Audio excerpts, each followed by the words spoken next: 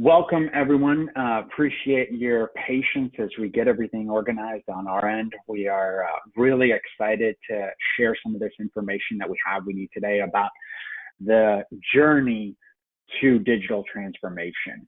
And, with the wake of COVID and all the challenges that many businesses have had, we really wanted to bring together a group of experts and leaders in the small business space to be able to share some of the insights and some of the expertise that we have, with how we've managed our businesses and what we've seen other small businesses do. So I've got a wonderful panel here of 5 people, which I will introduce here briefly. For those of you guys who are not familiar, Surefire, local, what we've done is we've created a local marketing platform that allows businesses to really effectively manage everything that they do from a marketing standpoint, really understand how their programs are progressing and really what they can do in order to be more successful from a digital marketing standpoint. And so with today, I just want to make sure everyone can, hear me. There's no audio issues or anything like that. So if you wouldn't mind going into the chat box and just letting us know which major metropolitan and state you are from. And then as questions come up, I have Steve Slack, who's one of our content, creators and one of our marketing managers here at Surefire Local. He's going to be manning kind of the chat and bringing those questions up that you guys have. We want to make sure that this is interactive. If there are any questions after the fact for anyone that might be watching this recording, in the future, make sure that you email marketing@Surefire Local, and we'll make sure that our experts and our team gets back in touch with you and is able to answer all those questions for you. So for those of you guys who are not familiar, my name is David Reed. I'm the VP of Sales here at Surefire Local. Been around basically since the beginning of time for Surefire. We were first incorporated in 2011, which is when I joined the company, and have really seen this massive shift in digital and really focused on not just digital marketing, but how do you really manage through all the adjustments and the changes that everyone is faced with in today's day and age, with the adjustments that you have to make due to COVID, whether it's not going into the home, whether it's doing virtual presentations, whether it's, texting customers to continue to engage and managing your, online presence in different ways. And so I've got some real exciting experts here that are going to be helping to share their insights. So I'm going to turn it over to them here, starting with Jessica. Can you kind of give us a little bit about yourself, background, and what Yelp and your company does to help small businesses? Yeah, absolutely. So excited to be here and nice to meet everyone virtually. So my name is Jessica Carlin. I am a partner sales director at Yelp. I've been with the company 6 years in August. So August 4th will be my Yelp anniversary. But I am originally from the Midwest. I live in Scottsdale, Arizona now, which is our largest Yelp office. Throughout my years at Yelp, I've had various roles. I've done sales specifically with local businesses, evolved into the national business segment, so working with larger brands.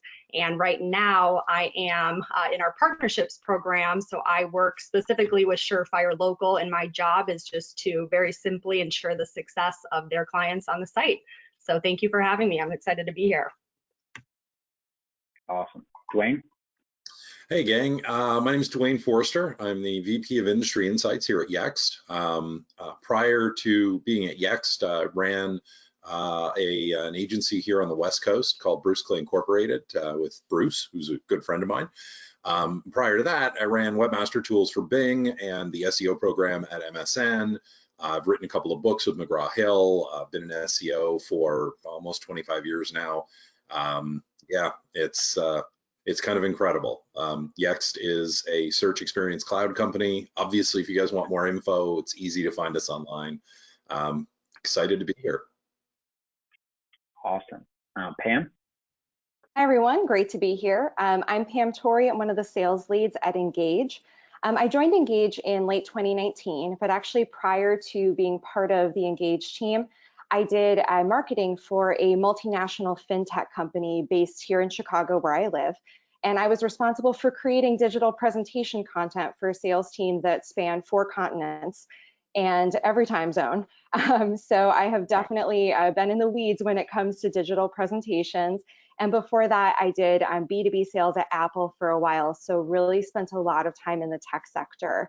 And for those of you who don't know, Engage is the premier one-to-one sales enablement suite for the home improvement industry and for basically anything that you want to sell in a one-to-one environment. So we really are pushing for this, digital transformation with great high-quality presentations. Awesome. And Mark? Yeah, thanks, David. Lamar has 9 years of experience in communication to consumers. We focus on business communication directly to the consumers with a comprehensive approach. My background is also in this communications field, but I have over 20 years of home improvement industry experience, being both a developer, a builder, and a home remodeler myself.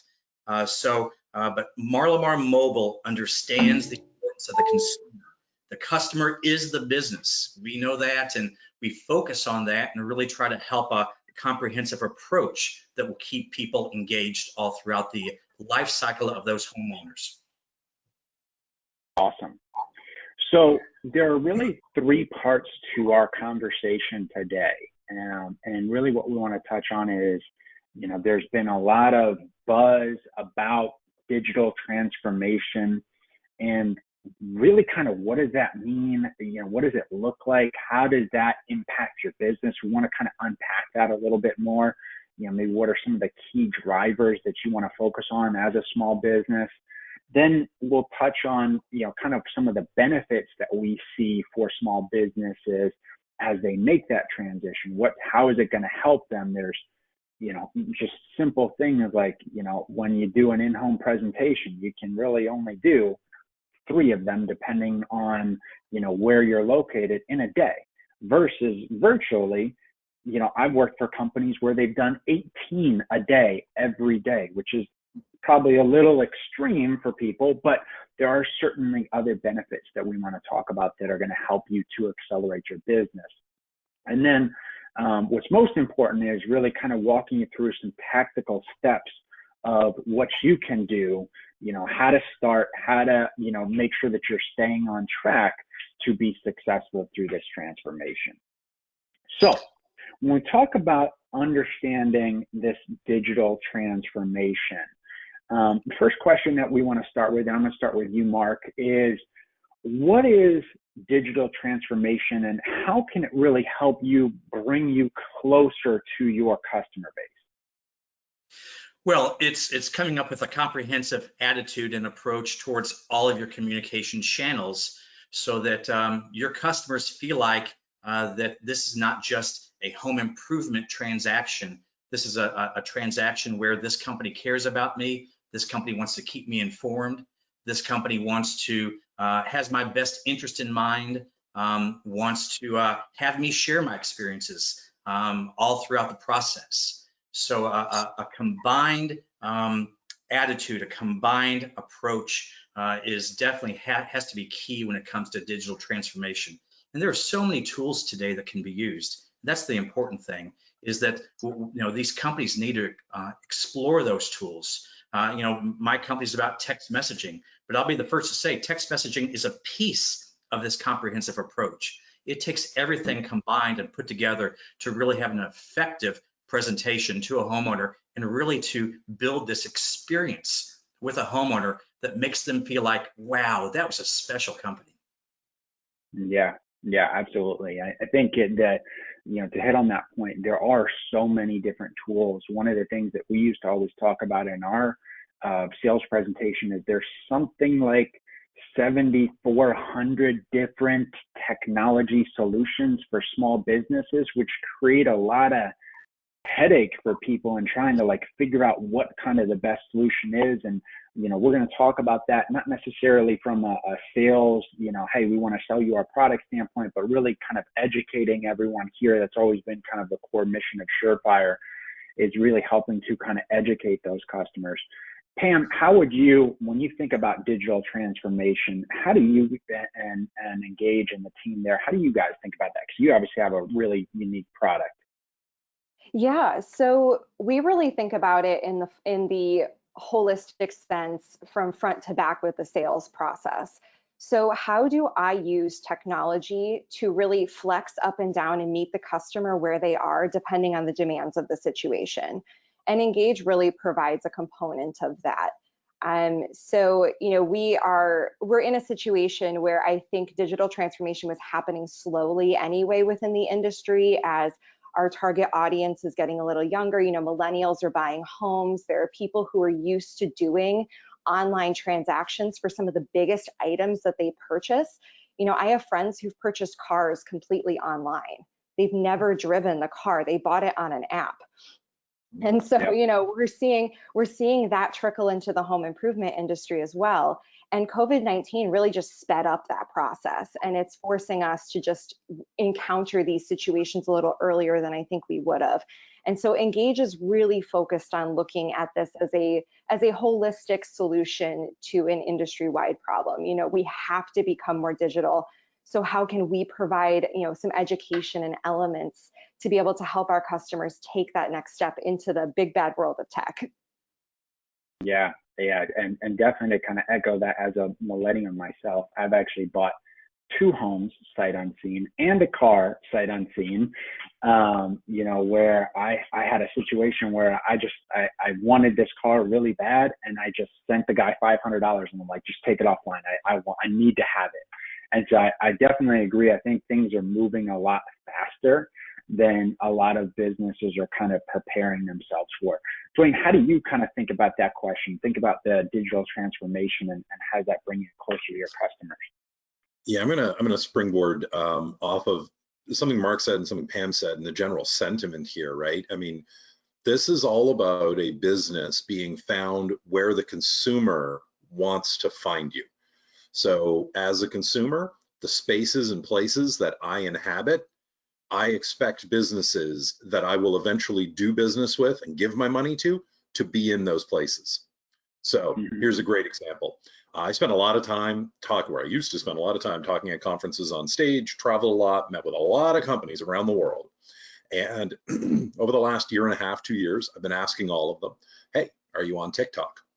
And everybody kind of laughs in the room. And then like one person, always of the millennial generation, jumps up and goes, oh yeah, TikTok, oh, we have to talk, And I'm sitting there saying to all of the marketing people, you have to understand what happens with any new technology. A generation will essentially adopt it, and that becomes their mode, their medium of communication. And if you are not accessing them in those ways, you look out of step with them. And then therefore they are looking at this going, hey, you know what? You're not talking my language, essentially.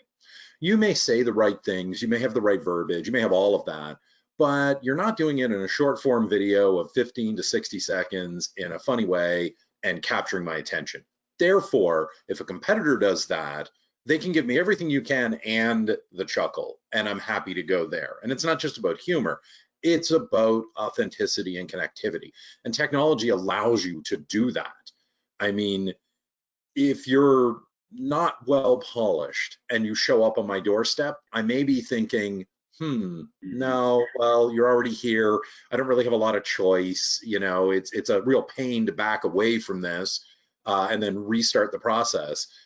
If it's a digital moment, though, the consumer can very easily just say, yeah, you know what? No, and back away from you. And so you have to have the technology, you have to have the presentation, you have to have the content, you have to have all of this. And it's hard for a business. I mean, you talk to any small business out there, medium business, even large businesses, you know, the fast twitch on how do I go create the content I need to engage? Okay, well, you need a phone. Let's start there. You know, maybe a small tripod and the ability to hit record. And people will look at you and say, no, it has to be, you know, much higher quality. And it's like, well, maybe it does, maybe it doesn't. Take a look at your audience, take a look at what they're consuming. If you can produce that, then you're on point. Move forward. you know, and Yeah. it's about having the solutions. If I roll into your business and you cannot accommodate mobile payments or any other form of technological advancement, I go to a local farmers market here in Southern California. Every single stall in the parking lot has a Square reader on their phone. I do not need cash for anything. And Right. if you didn't have that, then you didn't get my business, because I generally don't carry cash anymore. And it's these types of transformations. And so the business that's sitting down saying, oh, I'll get to my website later, I'll focus on mobile later. No, what you're saying is, I will You're going to give miss my out. competitors a gap to exploit. That's what you're Yeah. saying. Now, Jessica, for you, how do you think companies should start that transformation? There's so many businesses, and we talk with a lot of different contractors that are, hey, all my business is referral and word of mouth. And oh, can you hear me? Jessica, can you hear me all right? Okay. Can everyone else hear me? I'm hearing you. Okay. All right. So then, Pam, you know, when you talk about that kind of digital transformation, and, you know, there are so many different companies that are kind of living in, not the Stone Age, but they're a little behind the times, and it's all referral and word of mouth, and that's all they really want to focus on. Like, where do you think companies should start with that transformation? I think that from our perspective, they really need to start by codifying what their process is. That's something that we run into a lot of times with the companies that really do just thrive off that neighborhood connection. They get most of their business through door knocking and through, you know, leaflets and things that they put under, you know, windshield wipers on a car windshield. What do they want their process to look like for their entire sales process, from that initial interaction through social media all the way through to closing the sale? And, you know, how do they want their customer to feel? How do they want to interact with them? And what do those steps look like? We really feel that having a solid plan and a solid sales methodology in place is really going to help them with making that digital transformation, because it's going to take an element of mystery out of it. They know what they want their process to look like. They've built the infrastructure for that digital interaction, and all they need to do is then choose the medium through which they want to present that digital infrastructure. So whether that's, you know, using TikTok, using Instagram, texting your leads. We actually just started using Mark's company to text their leads and have been very successful with it. But, you know, how are they communicating with their customer through these digital mediums while using the infrastructure that they've already built? I think that's really key to just taking that first step. Yeah, I think, you know, on that note of texting, you know, I come from, you know, while I'm still a millennial, I'm very much of the, you know, I'm going to hammer people on the phone, and I'm going to call relentlessly until I, you know, get that opportunity to win that business. And I think one of the things that, you know, talking with Mark and seeing how effective texting can be to engage with those prospects, and how, you know, I mean, I've already gotten 3 missed phone calls on this webinar right now. I have zero intention of calling any of those people back.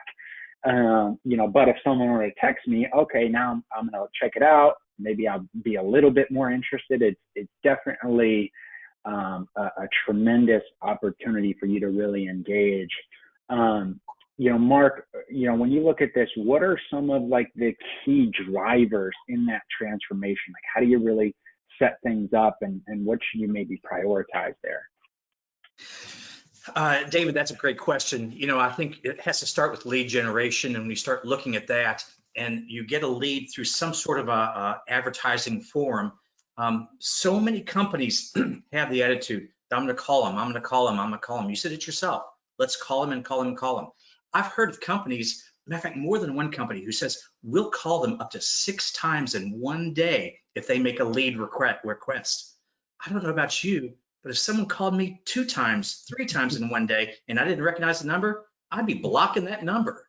Yep. So they have the attitude, the old school attitude, that let's just call. And then they say, well, you know what? If they don't answer, that's okay. we'll leave a voicemail. They'll look at my voicemail and read it. You know, my own wife doesn't even look at the voicemails. Her bank tried calling her yesterday on some scam thing and no one answered. And she didn't return back that call because it was on her voicemail. But voicemail is not being listened to in the United States at all. It's being abandoned, actually, because people expect if someone really wants me, they're going to call me. They're either going to call me and I'm going to recognize that number, or they're going to text me. That's the way people expect to be communicated with. So it's insane to expect a company or expect a customer to act the way that I want them to act. So many companies want to put them in their box, but the company doesn't have to have the opportunity to do that today. We have to adapt our attitude and our approach to what our consumers want to receive information on through those channels, just like you mentioned, Dwayne. So that's the starting point. I could go on and elaborate on that if you want me, David. I would say that I am unfortunately ashamed to say that I have been one of those people that has told my sales team to call 5 times in a day until we get a hold of them. But now we try different methods. We're going to do email. We're going to do text message. We're going to, kind of engage them in various different ways, which I think is an important part of that transformation. Like, if you're not texting and engaging your customers there, I think you're missing out on a big opportunity to make sure that your appointment's confirmed, make sure that you're communicating. One of the things from, there's a huge company in Wisconsin called Tundraland. And one of the things that they talk about is how there's $100 million, interior and exterior contractor. And one of the things that they talk about is, how communication was a problem for them, and how they would have problems where, they'd sell a project and then the customer, oh, well, what's going on with the project? When is it going to happen? When are you going to do the install? There's a delay. There's, whatever, all these different scenarios. And their solution to that problem was, we're going to figure out a way to install the project the very next day.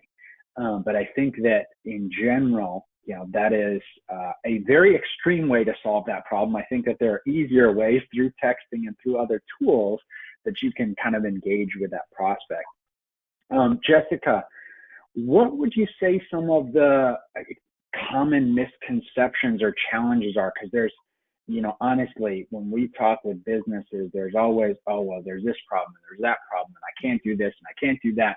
What would you say some of those common misconceptions are? And then, maybe we'll talk a little bit about what some of the strategies to kind of work around those.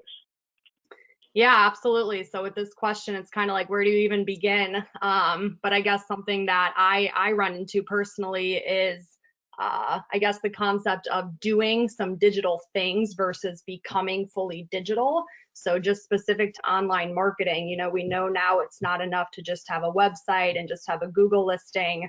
We really have to rethink and redo the entire current business strategy and fully transform using these digital capabilities in order to achieve that consistent market leadership that really every business is looking for, I think. And I think of, as an example, just the classic billboard strategy where, businesses are paying thousands or tens of thousands of dollars a month for brand awareness and reach, which is awesome. But then you have to think through, okay, what happens after that initial awareness phase?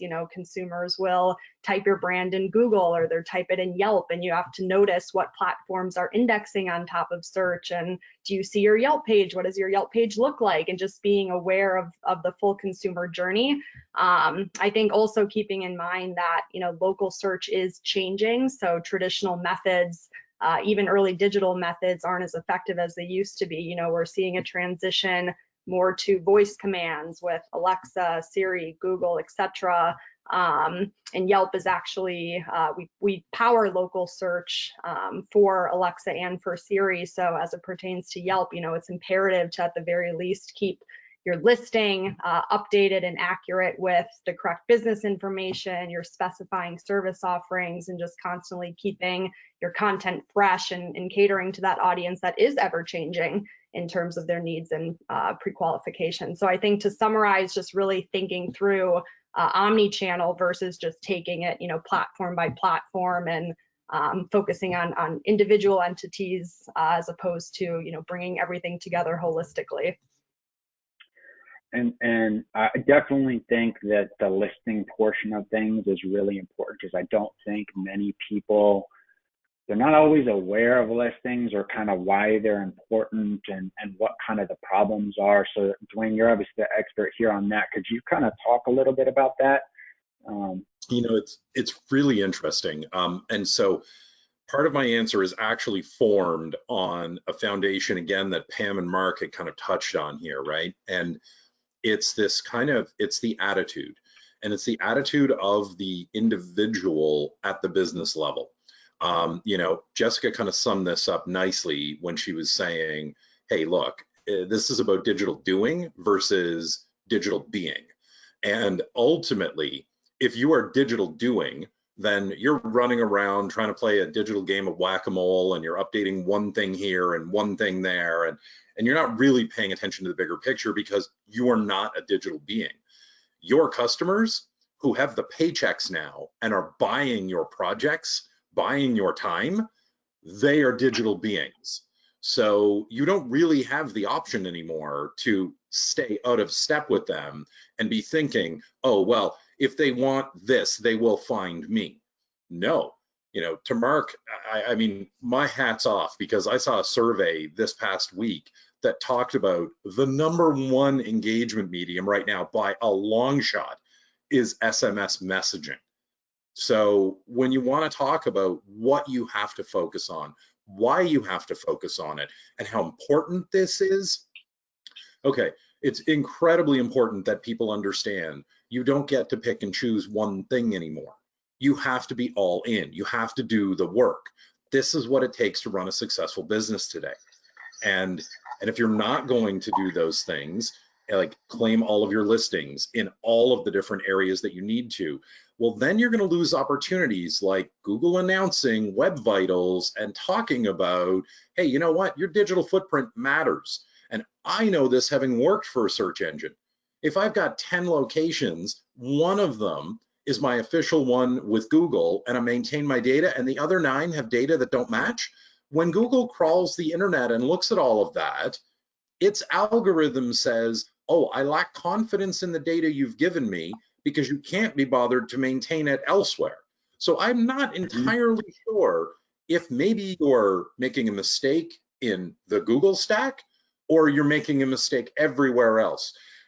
And if you're making a conscious decision to ignore everywhere else, then I, Google, have to ask if you are the most customer-focused answer I can give my searchers. That then has deeper implications for you.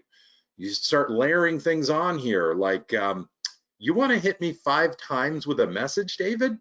I guarantee you by time number 3, my personal social network of approaching 40,000 people is going to be aware of your company's bad practices.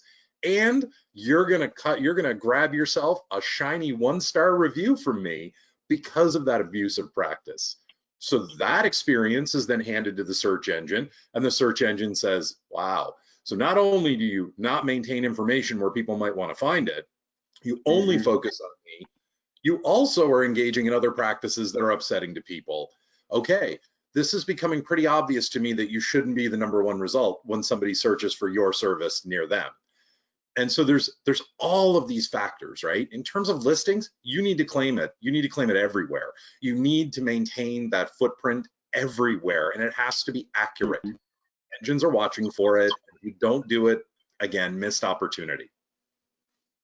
Yeah, one thing on that, I really liked how you described that, because I actually describe things in a very similar way. When you think of your online presence and when you think of like SEO in general, you are essentially giving the search engines confidence that you are the best choice. Yes. And when you think about Google, right, and how much money Google makes from AdWords last year, just for some perspective, $135 billion is how much they made in AdWords. They are not going to let anyone manipulate that cash cow for them. The year before that, it was 116. The year before that, it was $95 billion. Okay. So when they see that inconsistency, it makes them feel less confident in your business. And so it's really, really important. Like that's one of the, when you think about the digital transformation and really getting like foundational things done, that's one of the things we always stress is definitely one of the first steps that you want to take. And if anyone does have specific questions or would like a scan of, there's a tool that we have that allows you to scan and it shows you where there are issues. If you just put a comment in the chat bar about a scanner, I'll make sure that Steve and our team gets back in touch with you and we'll make sure that we give you that access. David, are you going to talk to them 5 times or only once? A couple times, we'll see. So when we talk about, you know, kind of this next step in this process of like, what are kind of the benefits of this transition? When we think through the opportunity here of digital transformation and kind of what that enables, Pam, how do you think that helps? What do you think the opportunities are for small businesses? And why is this something that they should really pay attention to? I think that it gives them a couple of different opportunities. The first is the ability to meet with more customers in a more efficient way. So for example, this is from my own personal life. My mother needs to have her roof redone on her house, and she has a compromised immune system. And so I, as her daughter, am refusing to let her meet with any roofer who insists on doing an in-person appointment. So if that was the only option in her area, which luckily it's not, but if that were the only option in her area, her roof would not be getting done and nobody would be getting that money. Versus if somebody in her area is willing to offer the option to do a virtual consultation using all these digital tools that we're talking about, then they're going to get her business kind of regardless of what what their offer is, what their estimate is, simply because they're willing to meet her where she is and take advantage of the fact that that's the kind of appointment she's willing to have. So I think that's really the first element, is just being able to have those meetings that would not happen otherwise, whether it's a time constraint, a health issue, or just really not liking having people in your house. I know people like that too. And the second side of it is that it really provides an opportunity to cut down on unnecessary operational expenses. So we actually have a client who is based in New England who gave us data about his April 2020. And he found that he had a 34% decrease in operational expenses with a 22% increase in sales year over year by implementing a virtual digital sales strategy. He was able to save his team hours of driving and saving time on reimbursements for gas, for food, for appointment, 2-3 hour appointments that maybe weren't going to pan out once they went over the budget and realized that it didn't really fit the project that they were looking for. Digital transformation gives you the opportunity to take more appointments and also be able to more quickly screen whether or not you are a good fit for that customer. It's really an interview process. Is the customer a good fit for us? Are we a good fit for the customer? And digital gives you the opportunity to do that a little faster. Definitely, yeah, I would definitely agree. I think that's one of the big things. Jessica, for you, what would you say, kind of taking that and looking at maybe other opportunities, what other opportunities are there for small businesses when they go through that transition? Yeah, I love the example Pam just gave about the roofer, because I feel like that's so relevant. And I actually had a very similar story. So I think it's just important to understand that customers always benefit from digitization, arguably even more than the business, or at least equal. I think you can ensure a better customer experience through digitization by being proactive and knowing what pre-qualifying questions and what needs your customer has before they even engage with you. So again, similar to Pam's example, very shortly after COVID hit, Yelp released various COVID-19 products that contained features that actually allow business owners to share what safety measures they're taking to keep both, their customers and staff safe. So there's these banners that were front and center on the page, and they specified things like mobile services, or does the business offer virtual estimates, consultations, etc. For restaurants, are they offering delivery and takeout during this time? Businesses, the home service businesses, were uploading photos of the safety measures that they were taking, so like employees in masks and gloves. So I actually got my HVAC system replaced, like a lot of people I hear, in quarantine, because finally I had the time. And I wasn't thinking about safety. It wasn't first and foremost in my mind, but there's something still so appealing about a business that's continually updating their content and staying current with the times. And I think ultimately, you have a huge competitive advantage over businesses, many businesses who are unfortunately not open to, or just unable to innovate away from how they've always functioned. So I think all in all, successful digital transformation, and ultimately ensures that your business is constantly innovating and adapting in its space. So you're operating digitally, your employees are digitally educated and savvy, and you're always providing that extra value to your customers. So this gives you the opportunity to engage with your potential customers as you reach them where they are, and it allows you to continually capture your desired audience, preserving your current customer base while also acquiring those new customers simultaneously. Yeah, and on that customer acquisition side of things, Mark, when you think about this kind of digital transformation, how will it help your marketing for your business to reach more of those local customers? Well, again, with digital transformation, that is putting digital elements into every piece of your marketing that you do. As far as not just people think, okay, well, I can put that on my website. Even texting, I can put a text call to action on my website or in my social media, but it's much more than that. You can put call to actions, digital call to actions within mailers. We're seeing that happen more and more. If you have an interest, go to this website, go to this email, text us here. There's things they can do to start that engagement. We're seeing groups that do canvassing door to door. They think, well, this is door to door. This is ground level marketing. There's no digitalization to this. Sure, there is. When you leave when you meet somebody and leave them a packet, or when you leave a door hanger to somebody that you didn't even reach in the first place, give them a digital element. Give them the opportunity to learn more about you digitally, to see how up to date you are with all this. There are so many things that can be done by including every digital component within all of your marketing. Again, it's a comprehensive approach to every piece of touch to a homeowner that you're putting out. I think that's a really good point. We kind of lean in on that a lot when we're talking with prospects about, if you're doing a billboard campaign and you want to spend $8,000 a month for one, billboard on a highway because you enjoy spending that kind of money. If you are going to do things like that, make sure that you've got simple, calls to action, where you've got a website that is a specific URL that you're going to use so that you can track and get better marketing attribution of, okay, if I'm going to spend that $8,000, what is that actually going to generate for me? And things like even yard signs, specific, texting numbers, or specific website URLs that you can, again, just track and really start to get a better understanding.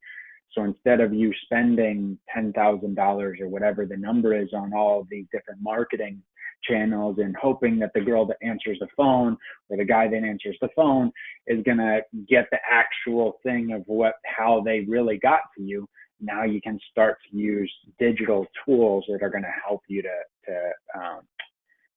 better understand where you can invest those marketing dollars. When you think about, Dwayne, for you, when you think about, all the digital tools and all the solutions, how does this really help contractors close more deals and small businesses really close more deals? So, it's interesting to me because I kind of believe everything starts and stops with this common point. Consumers have questions and you have to have the answers. Now, the answer might be the quote for a job. The answer might be, this is broken, can you fix it? The answer might be, I envision this in my yard, can you add this for me? But it's about the question and the answer. And wherever they're asking questions, you have to have a common way to state the answer. And if you don't have this as a process, you will fail. You will forget it one day, you will remember it the next day. You know, Mark had a great example, and I'm going to kind of expand on that just a little bit here. You know, if my landscape company wanted to put a sign in the corner of my yard, letting the people in my neighborhood know that this property is maintained by their company, that's awesome, except they have to have a process to track that engagement. And that can be as simple as a spreadsheet and a QR code. So anytime somebody accesses that unique QR code, my landscape company has 20 signs done. They put one in each of the 20 neighborhoods they work in, and therefore that QR code gets scanned. They know that that lead came from my neighborhood. And maybe then, because my neighborhood is residential, the neighborhood down the hill from me is actually commercial, the messaging they then engage with is personalized to those people, you know, and having that ability, that exists for everyone today. That's not a difficult hurdle. And so small businesses, medium businesses, large businesses can all do these things where they literally create. If you're a search engine, I'll use this example. A search engine operates on a process or a product called a knowledge graph. Everything that it knows is held inside the knowledge graph. Google went out and indexed the world, quote unquote. That was a phrase they used several years ago. And they did this by doing things like crawling the internet and taking all that and putting it in their index. That's how we get content from your website into the search results. They did this by driving cars around with cameras spinning on the roof, taking photos on streets and everything. You know, I was part of a group at Bing. We walked outside when the Bing car went by, and we all, you know, kind of said hi, and we wore costumes and everything else. And that was kind of funny because for about 4 years, that photo lived in Bing Maps, and we could kind of go there and see it. Businesses can affect all of these things, and they need to take those actions. So you've got a storefront. Yeah, well, make sure you got a fresh coat of paint on it. Make sure that your garbage is stored around back. Make sure that everything looks presentable. If you are a non-storefront business, but you have a presence in the community, again, make sure your fleet of trucks is clean and washed and logos are visible.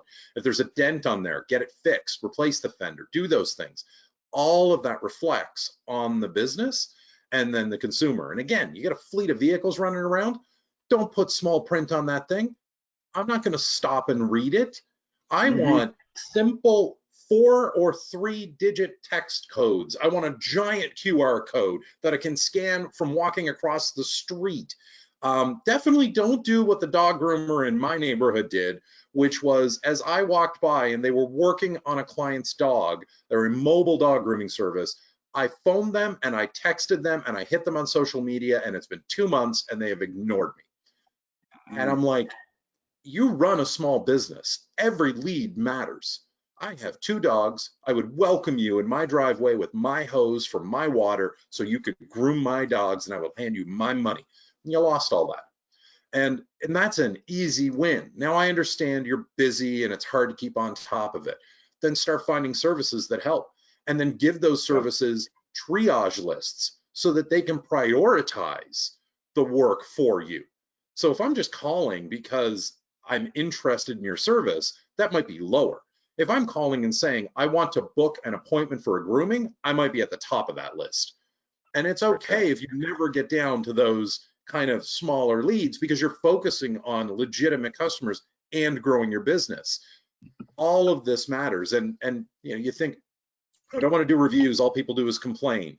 If you hit between 60 and 80% of your reviews and you communicate with them, I'm not saying you change their mind, I'm saying you communicate with them, you can affect up to a 1/4 star or more on your review rating. And how important is that? Well, if you're a 3.8, you will not get included in any queries run on Google where the consumer says best, because there's a filter at 4 stars. So if you're at 3.8 and you can grab another 1/4 point, now suddenly you're in that mix. You're getting shown to the consumer. And eventually, what I term as the splinter net will happen with us. every query will be best because consumers will expect only that. I don't expect a mediocre experience. And if Google sends me that, I think they're dumb. Well, Google doesn't want me thinking they're dumb, so they're going to automatically filter me to good experiences. Take advantage of those things. Do that little extra work. That's like, I can't stress this enough. You want to create a knowledge graph for your own business. Take a spreadsheet, start putting your information in there. Every blog post, the tweets you do, all the information about your company name, address, phone number, the history, when you were incorporated, philanthropy that your company does, how you support your community, capture all of that. Because at some point, someone's going to ask you a question related to that, and that's going to impact whether they do business with you or not. And if you don't have the list, you don't have access to the data. So create your knowledge graph. That will change how you move forward. So let's talk a little bit about some of the strategy and some of the tactics that can be utilized here in the small business world. And Jessica, when you think about strategies and effective tools and solutions, you would hit a little bit on reviews. I think you could probably expand a little bit more on that. But what are some of the other effective strategies and systems that you've seen used to help small businesses through this type of a transition?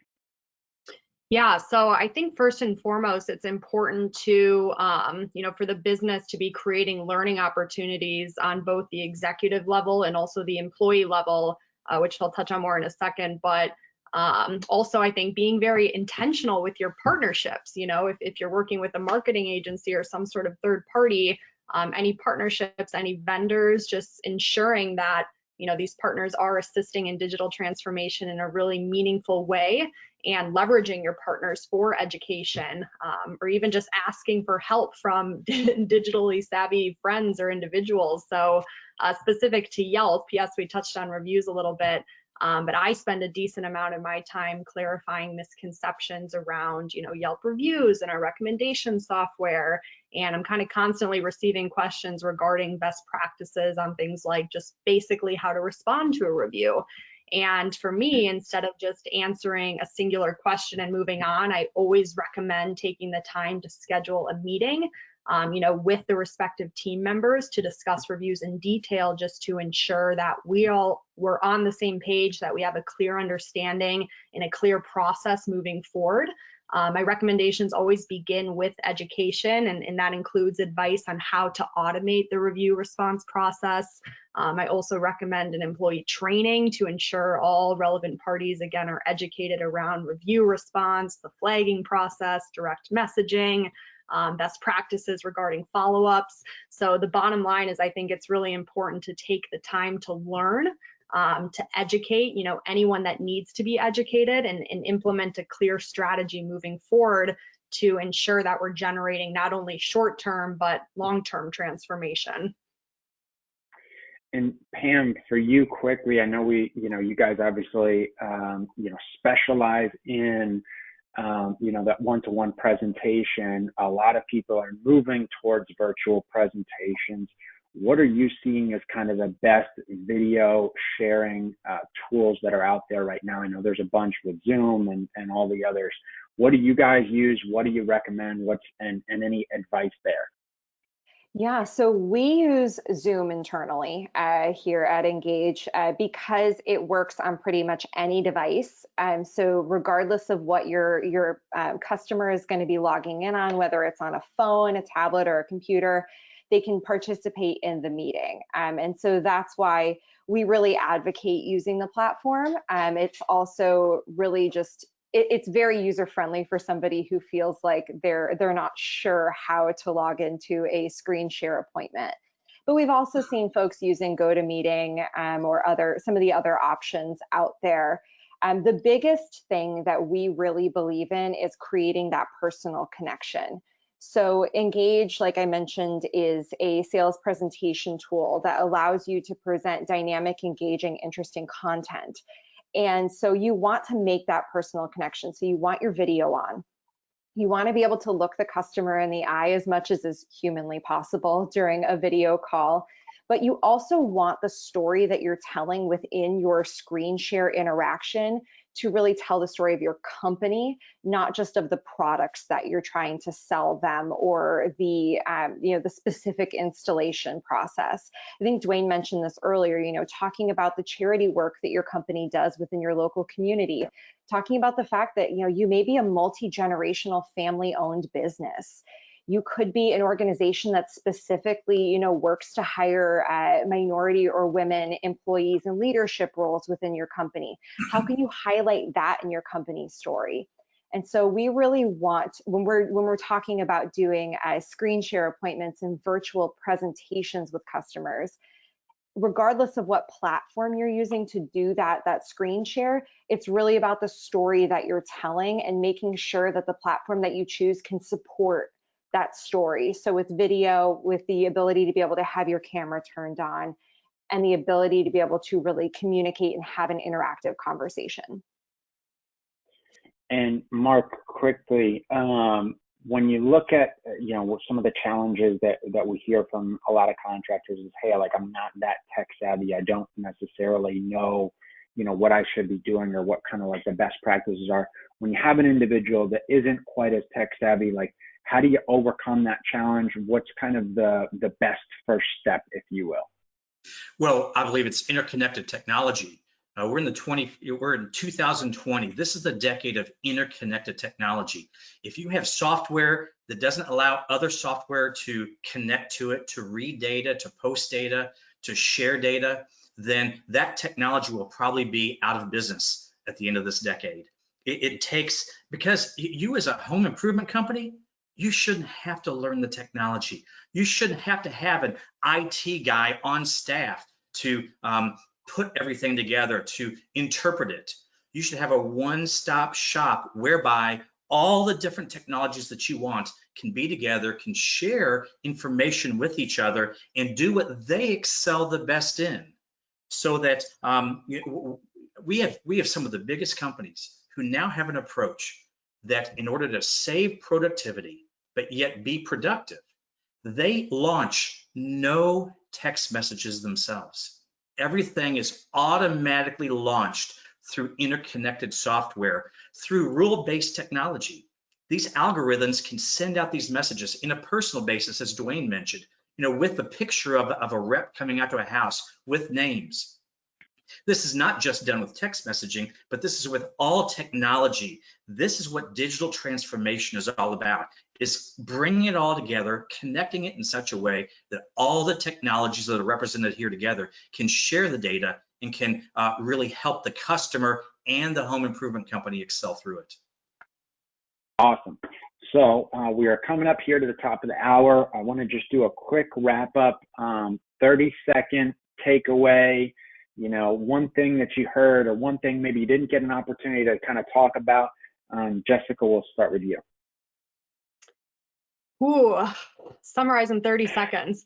So I would say, yeah, I think the ultimate goal here, for businesses is to achieve that assistant lead flow and revenue flow, despite the ever-changing times and the constant emergence of new technologies. So on an ideal level, you really want to get to the place when innovation and agility really becomes synonymous with your business and you either emerge or maintain your position as a market leader in your space. So I would just encourage everyone to, start having conversations, to reach out to your partners, to get educated where you're not, and just to be continually learning and evolve in your business. Awesome. Dwayne, 30 seconds. Okay, I got three things. One, technology. Don't fear this stuff, right? You learn to drive. You can learn how to operate Zoom. In a perfect world, everything is point and click and it works.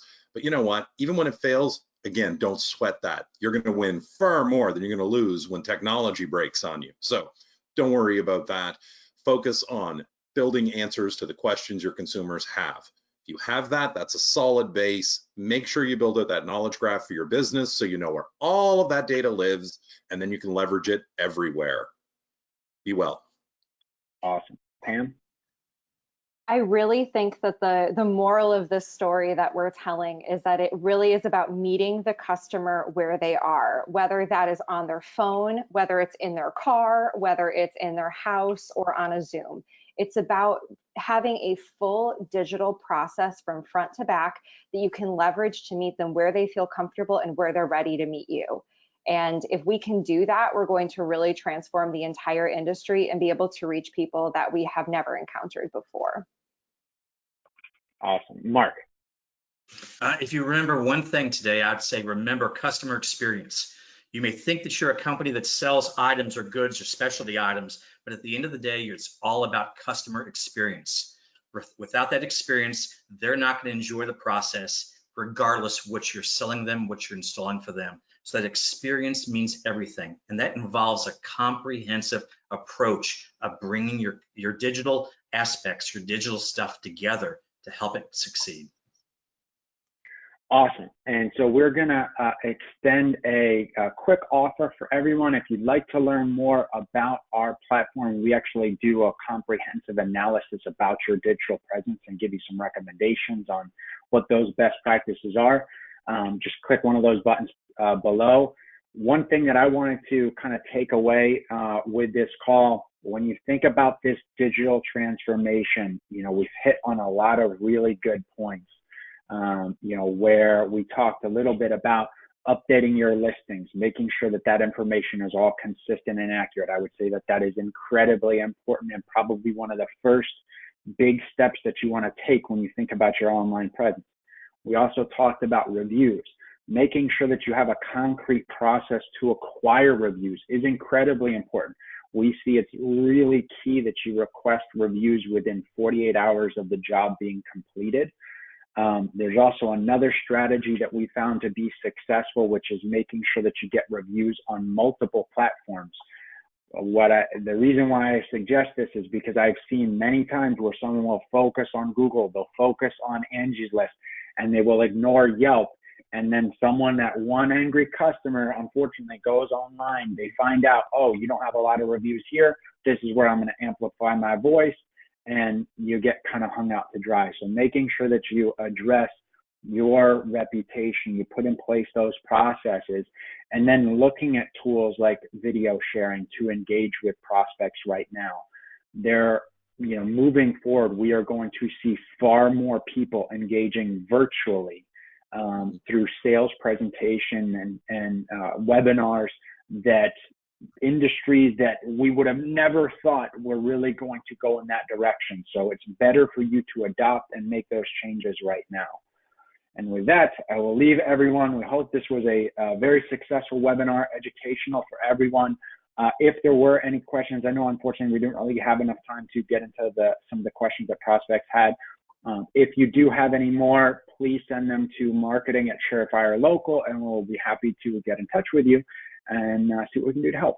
Thanks, everyone. Thank our panelists for joining, and everyone have a great afternoon. Thanks, everyone. Thank you.